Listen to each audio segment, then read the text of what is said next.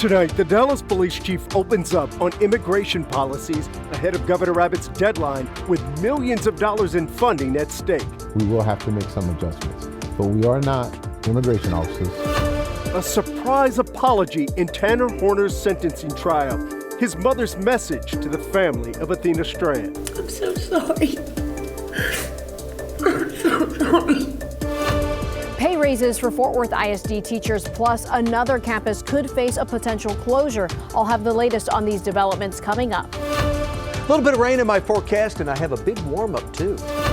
And what happened when a former president crashes the Cowboys news conference? A major showdown is playing out tonight between Governor Greg Abbott's office and several cities over immigration enforcement. And right now, we're just hours away from the deadline to comply. Yeah, there are millions of dollars at stake. And tonight we're getting answers from Dallas Police Chief Daniel Como. Kevin Reese is live in our newsroom to explain how the department's policy is changing and why. Yeah, the Dallas police chief told us today that tweaks, in his words, are being made to the rules of engagement when it comes to helping with immigration enforcement. And at the same time, dozens of North Texas politicians are pushing back against the governor's threat to cut off public safety funding if they don't. Motion passes 13-4. Wednesday in Houston, the city council approved a new agreement with Governor Abbott promising more direct cooperation with federal immigration enforcement. The threat, if they didn't, $114 million in public safety funding was on the line.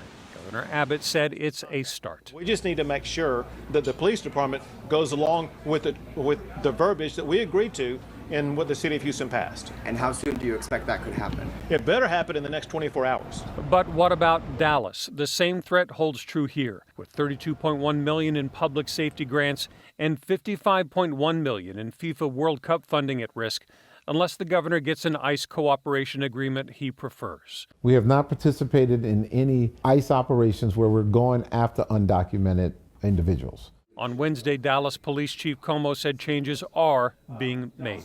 Will we cooperate and assist our federal partners? Absolutely we will. But we are not immigration officers. We're going to do our job as Dallas police officers. But there are going to be some tweaks in the general audits so we can line up with the state. It's all political. State Representative Vinton Jones is among dozens of local leaders who signed a letter to the governor criticizing his threats, saying we oppose state overreach that attempts to override local decision-making and ultimately undermines the very public safety it claims to protect. Well, I think that the city of Dallas is working with the city attorneys to determine what is needed. And really taking their time to make sure they get it right. The city of Austin also has $2.5 million in funding on the line. The governor's deadline for all three cities is Thursday. In Dallas, I'm Kevin Reese. Tonight we're learning more about a deadly shooting at a shopping center parking lot in DeSoto.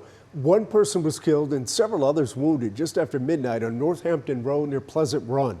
Investigators tell us a 20-year-old named Kyler Hunter was killed.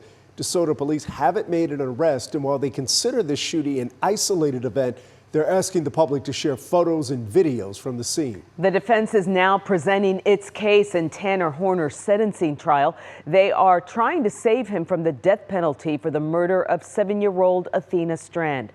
Horner's mother took the stand today. She was given the option for the camera in the courtroom to be blurred. Senior investigative reporter Rebecca Lopez has her tearful apology to the Strand family. I'm so sorry. Tanner Horner's mother took the stand and tearfully apologized for her son's action. I'm so sorry. But also for breaking the court rules and admitting she watched the live stream of the trial before testifying. Don't get me thrown in jail. I'm not going to go to jail for that. The judge didn't hold her in contempt of court and let her testimony stand.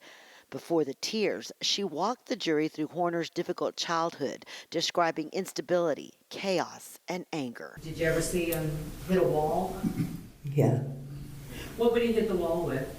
His fist. She admitted to using drugs and alcohol while pregnant with Horner and not being a good mom. I'm wearing my shame like a badge now. She says Horner was often bullied as a child and diagnosed with autism spectrum disorder.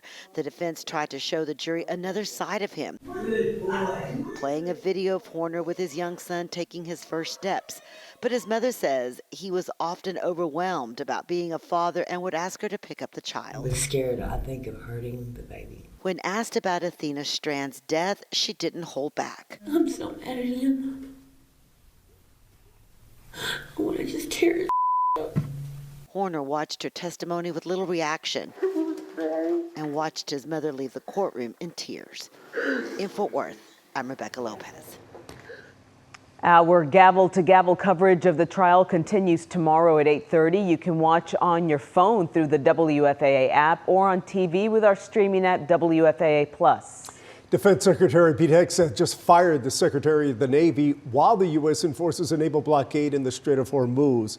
While the Secretary has no say in directing deployed sailors, John Phelan did oversee replenishing Tomahawk missiles and air defense systems. Earlier today, Iranian forces fired on 3 ships in the shipping lane and says they seized 2 of them. The White House says those seizures do not violate terms of the ceasefire, which President Trump has extended indefinitely. Iran is demanding the U.S. end its blockade before resuming peace talks. Looking ahead, 2 of the nation's largest airlines are set to report earnings tomorrow. It will offer a look at how the travel industry is navigating demand and rising costs. Fort Worth-based American Airlines will report its first quarter results with a conference call at 7:30 a.m. American has already signaled that rising fuel prices from the war in Iran could push results toward the lower end of expectations. And Dallas-based Southwest Airlines has already given investors an early look at their performance. The airline reports first quarter revenue of $7.25 billion, but slightly missing Wall Street expectations on earnings. The airline is also warning higher fuel prices could threaten to its full year outlook. Yeah, incredible demand for cheap gas led to some long lines in Forney and the police being forced to step in.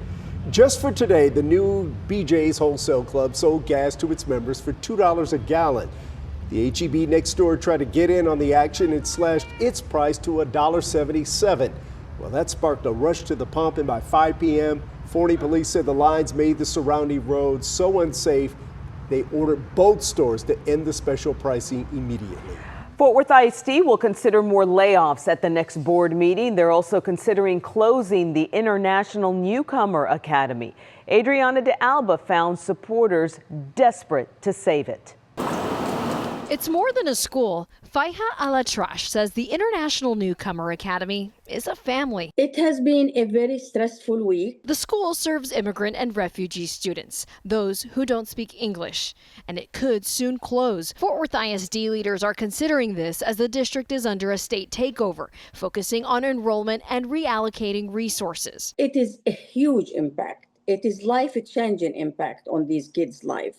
They will not be able to function in regular school. Alatrash is the school's parent coordinator. The parents are panicking. In a community meeting Tuesday night, families asked district leaders to reconsider. I am hoping they will reconsider their decision of the closure of the school. And as this school closure decision looms, something else is happening. The superintendent just announced 5% pay raises for teachers. Superintendent Dr. Peter Licata announcing the pay bump for all teachers at non-Elevate campuses will happen swiftly, saying, quote, "We must be serious about investing in the people who make student success possible every single day." A 5% raise for teachers is a really good thing. But United Educators Association President Stephen Poole says uncertainty remains. It's got a lot of people on edge. He says teachers are considering leaving the district. The state takeover has been hard so far for a lot of folks. Worry as district leaders are expected to vote on more layoffs at next Tuesday's meeting.